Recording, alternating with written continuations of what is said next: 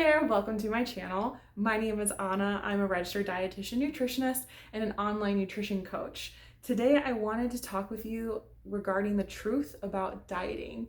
I think there's like this societal message that all of us need to be changing the shape and size of our body in order to be seen as more attractive or to be seen as more valuable of a person. And so it's super common for people to be on diets with the goal of shrinking their body. And I don't think that a lot of people stop to realize the negative consequences that come with wanting to diet or even just doing diet. And I'm not saying that there's something wrong with wanting to diet or to be on a diet. It's just more like this is information for you if you feel like you've been on diet after diet after diet. You're putting all this time and effort into trying to reach your health goals and shrink your body, and it just doesn't seem to work in the long term. Maybe it works for like the first couple of months, but like 6-12 months out, it's really hard to stick to that diet. And so when you fall off the diet, you feel like, oh, I failed. In reality, you haven't failed. You did not fail that diet. That diet failed you.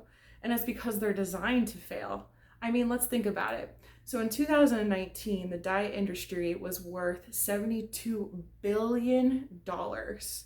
Yeah, I said billion. That's a lot of money. And as a business, their goal is to make money. In order to make money, they need to make sure that you are coming back and buying a product.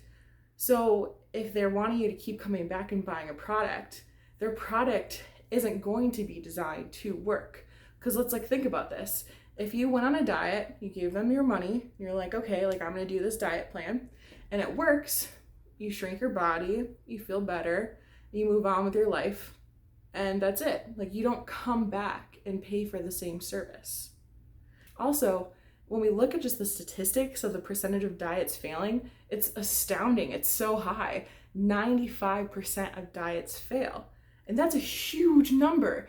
Think about going to an exam and you get only 5% right. That's not passing. So that to me just tells you okay, there's something wrong with the diet if 95% of them aren't working.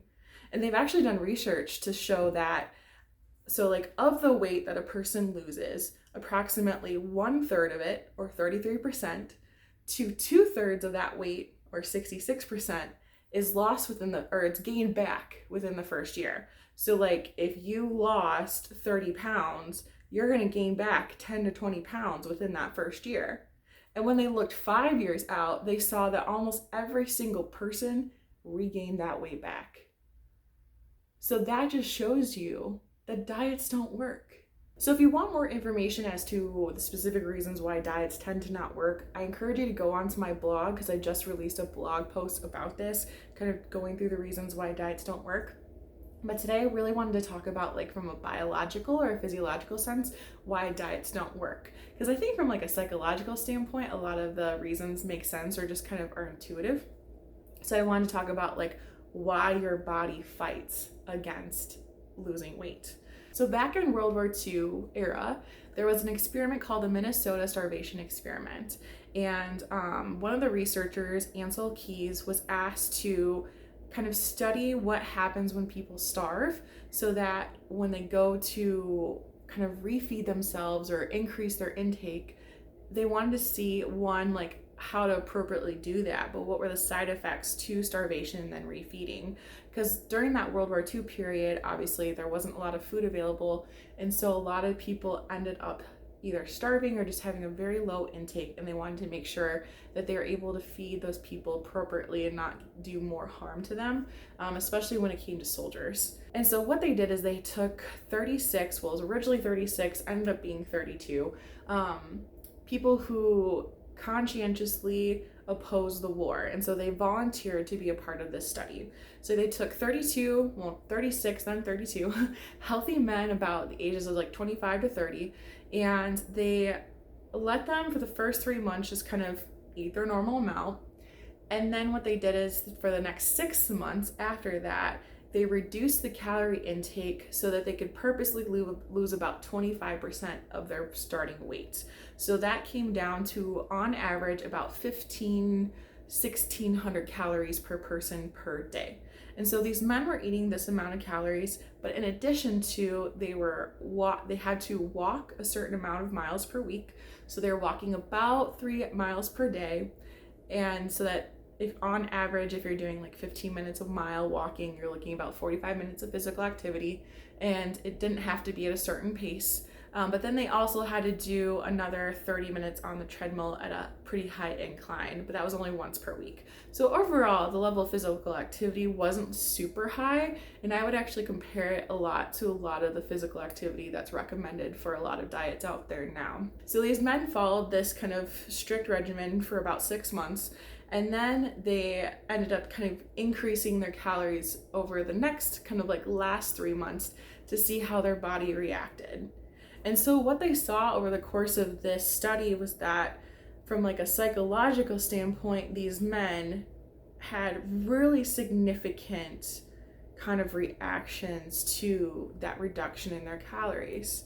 So they started becoming very like obsessive and collective of cooking books and recipes, and they watched cooking shows, and a lot of these men didn't even cook before. A lot of the men reported dreaming about food and then waking up and feeling guilty. Even though they didn't physically eat it, they ended up being guilty about what they ate in their dream.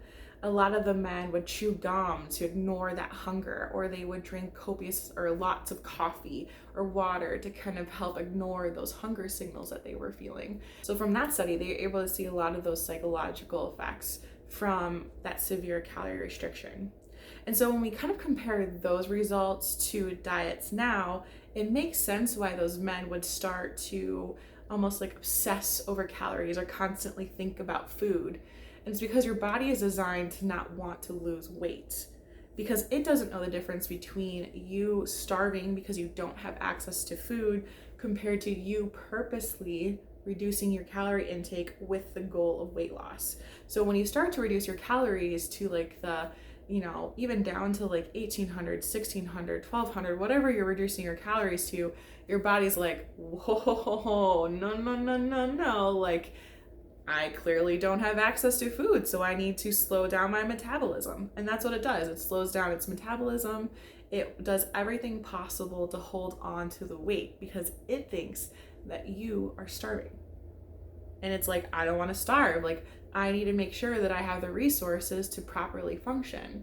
Because when your body drops below a certain kind of weight, or it drops below a certain amount of fat, certain things start to shut down because it's trying to preserve your brain and your heart. So there's all these physiological things that happen inside you to prevent you from losing too much weight so that you don't end up having serious health risks.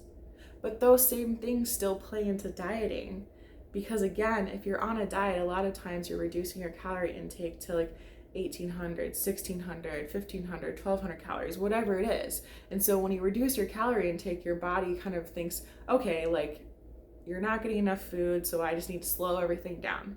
And so there was actually a study that looked at all the Biggest Loser contestants, and they looked at their metabolism, and even 6 years after the show, their metabolism had lowered. And so a lot of them had gained the weight back.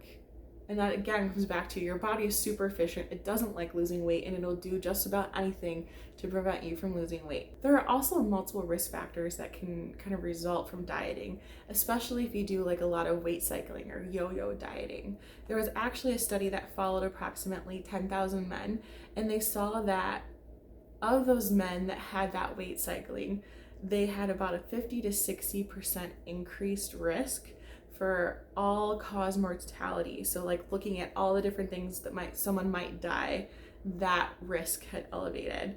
There's also that same 50 to 60% increased risk for people dying from heart disease.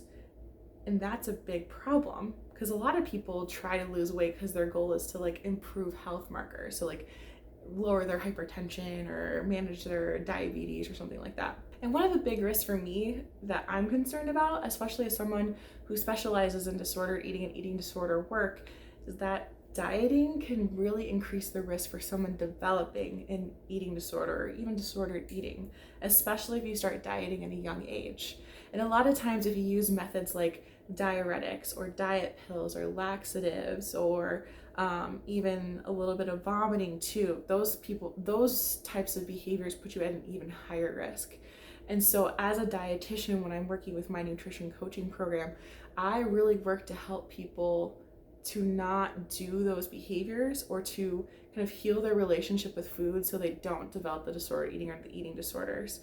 So in my mind, that's one of the biggest reasons why I'm an anti-diet dietitian. So we kind of already talked about why diets don't work. So let's talk about the negative kind of outcomes or consequences from dieting, especially if you've done a lot of yo-yo dieting. First off, dieting tends to demonize food, meaning that it kind of forces you to label foods as either good or bad, or clean, or like a superfood.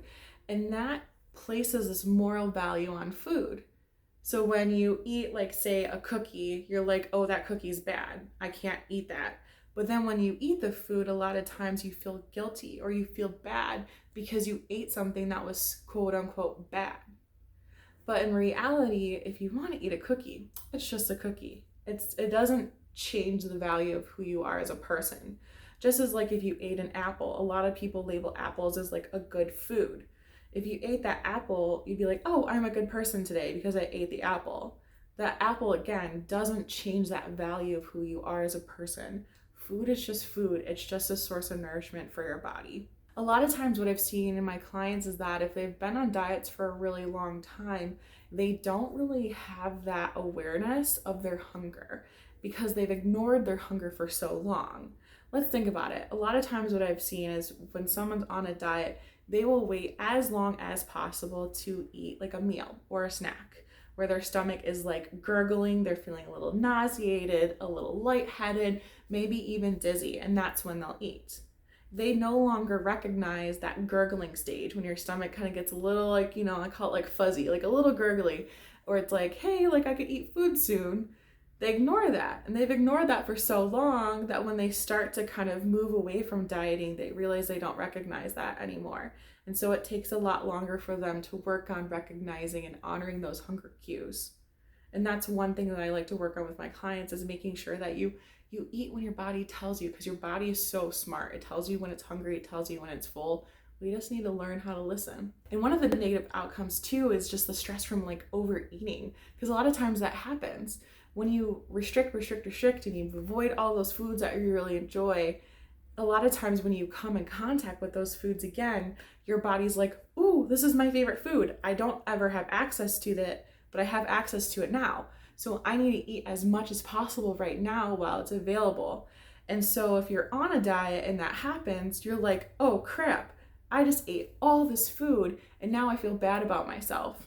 And that causes a lot of stress because you're like, well, I failed my diet, so what's the point of this anymore? Whereas if you just allowed yourself to have some of those foods, you wouldn't see that stress and that guilt that's related to eating those quote unquote bad foods. We already talked a little bit about the guilt associated with foods, but I did want to bring it up that a lot of times when people are dieting and they eat foods that they should or shouldn't do, it can cause some guilt associated with it, which just makes diets even harder to stick to long term. And when you get off the diet and you eat those foods later on, you still see a lot of times that guilt that's associated with food. I can't tell you how many times I've heard clients tell me, oh, I ate that cookie and I just feel really bad about myself, or I ate that bag of chips and I just couldn't control myself. And those statements do not define you again as a bad person. It doesn't mean that you've done anything wrong. Those habits or those thoughts are just the result from dieting for so many years. And the last negative consequence about dieting that I really wanted to chat with you about is just that loss of time with friends and family. How many times have you said no to a social engagement because you're worried about, like, what can you eat? Like maybe your friend invites you out to brunch and you're like, oh, I can't go because that restaurant doesn't have anything that I can eat. Or you say no to grabbing drinks or an appetizer with your friends after work. And you're like, no, I can't go because I've already eaten too many calories this week. Or maybe there's like a birthday party, because birthdays happen, and you go to the birthday party and you're so stressed about what you can eat or what you can't eat, or like, I need to avoid the cake because I can't trust myself around the cake. And you're not really in the moment enjoying time spent with your friends and your family and just enjoying the birthday. So that to me is also one of the biggest negative consequences of dieting. It's just the lost time with friends and family and all that lost time spent thinking about food and what you can and can't eat. So I just wanted to summarize this and just let you know, again, you did not fail that diet failed you. You are doing the best you can in a society that's constantly telling you that your body size and your body shape are not good. They're not good enough.